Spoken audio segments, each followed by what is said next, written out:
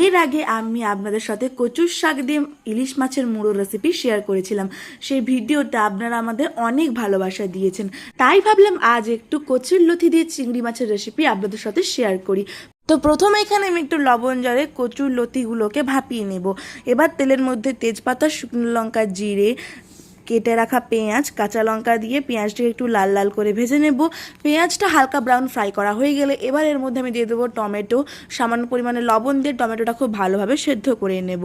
এবার এর মধ্যে আমি দিয়ে দেবো আদা রসুন বাটা, আর দিয়ে দেবো এখানে আমি লঙ্কা গুঁড়ো, ধনে গুঁড়ো, জিরে গুঁড়ো, হলুদ গুঁড়ো দিয়ে ভালোভাবে মশলাটা কষিয়ে নেব। দিয়ে দেবো রেড চিলি এবং ভালোভাবে মশলাটা কষিয়ে নেব।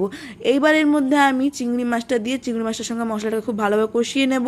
এবার এর মধ্যে আমি সেদ্ধ করে রাখা কচুরলতি দিয়ে দেব। সেদ্ধ করে রাখা কচুরলতি দিয়ে লো টু মিডিয়াম হিটে 10 মিনিটের জন্য কুক করে ওপর থেকে বাটা গরম মশলা আর একটা লেবুর রস দিয়ে দিলে এখানে আমাদের কচুরলতি একেবারে